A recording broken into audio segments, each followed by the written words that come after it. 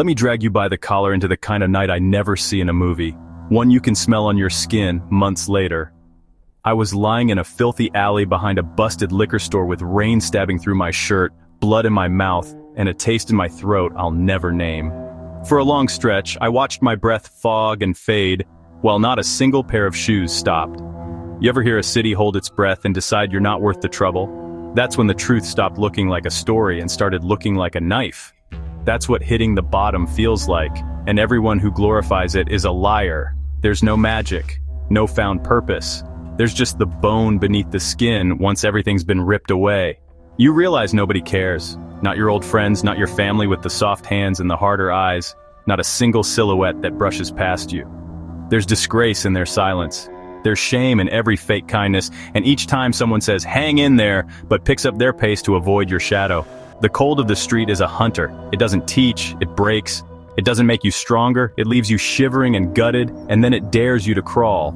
All the dreams you smirked about, the social feed and happy snapshots, the fake glory, gone. You're left with what survives in the gutter, and the gutter is an honest judge. There's a reason the world wants us silent when we're down. Nobody likes being reminded how thin the glass is between their comfort and your hell. The lies pile up, painted with fake smiles. You'll get through it, everyone struggles. But they are prayers people whisper so they can sleep through your nightmare. In their eyes, pain is contagious, and mercy is rationed. So I started with nothing but the wreck. There's a moment, lying there, spitting blood completely alone, when you understand, no cavalry is coming, no hand will reach from the clouds. You are alone with the ache, the silence, and whatever scraps of pride haven't rotted away. That is where rebuilding begins, and it's uglier than anything the world will let you post. Rebuilding isn't a sunrise, it's 1,000 nights with broken knuckles and nobody to hear you scream. There's no audience. Nobody tracks your progress, it's between you and the voices that want you dead. Every inch is carved from your own damn flesh. The only thing that matters is survival, and after that, defiance. Not because you want to win, but because giving up means letting the world be right about you. The first real law of independence, the one they never write in books, is sacrifice. Not of money or sleep, but of softness. You will bury the man who waited for rescue. You will kill the part of you that begged for a second chance or a gentle touch. You will have to become a wilder, harder thing, a hunter who needs no mercy and trusts no hands but his own. The world wants you safe, easy, agreeable, but you can't build anything lasting with hands afraid of scars. The pose of self-reliance is everywhere. Slick suits, practiced smirks, borrowed quotes about wolves and kings. Peel those layers off and there's fear. Fear of silence, of being truly alone, of being unremarkable. That's why people fill their lives with noise and gather crowds.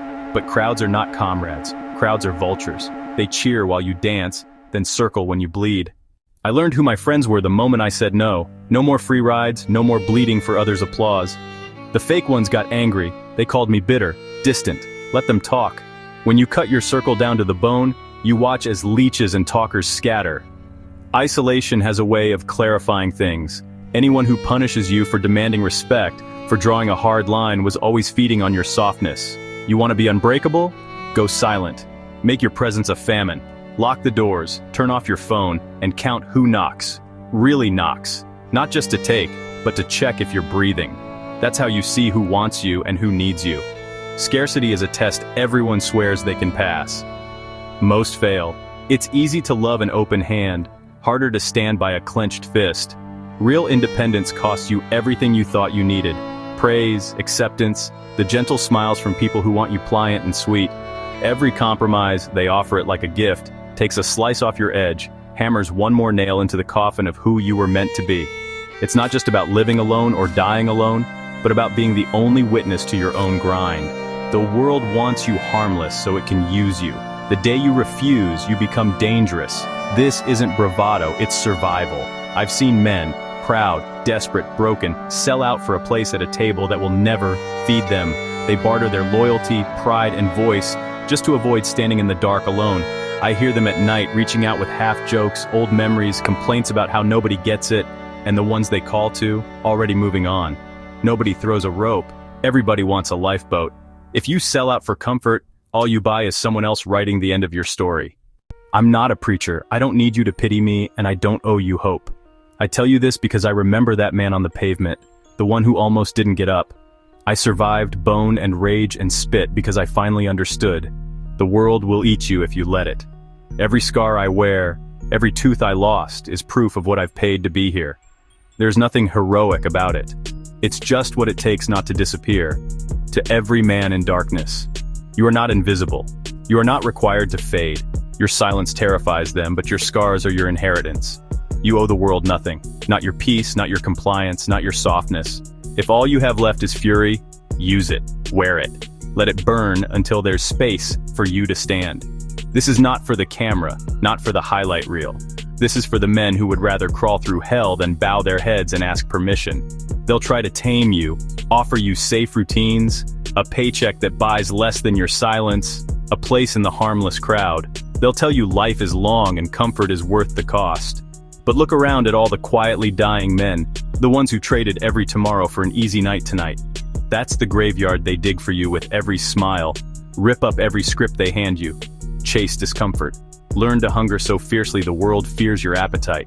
The men who made history were never the safest, only the hungriest, the most relentless, the least willing to accept somebody else's peace as the price of their own survival. So here's my challenge. When the noise fades, when it's just you in the mirror, when nobody is watching and there is nothing left to prove, what do you see staring back? Are you building towards something, or are you running from the memory of what you could have been? Would the world even notice if you vanished, or does the ground still shake where you stand? Fitting in is a slow kind of death. Risk being hated, risk being truly alone, risk being so much that the world whispers about you long after you're gone. If you must be silent, let the emptiness be thunder.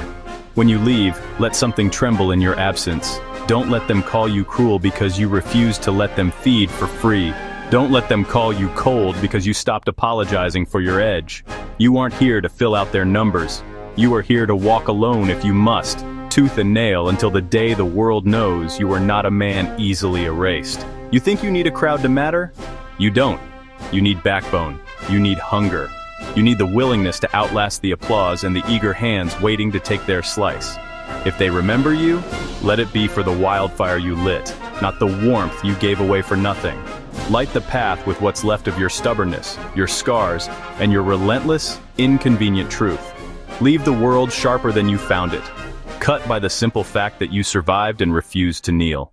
If any part of this story sounds familiar, if you've ever faced darkness and clawed your way back, leave a comment and let me know you're out there. Share a moment when you found hope where you thought there was none. Or, if today feels lonely, just say "I'm here" so someone else can see that they're not alone. Like this, if it helped you feel a little warmer, even for a moment, and subscribe if you want to be part of a community that looks out for each other. Sometimes, just showing up and sharing your voice can make all the difference for someone who needs it. No one should face the cold of life alone. Stay strong, stay Sigma, never sorry.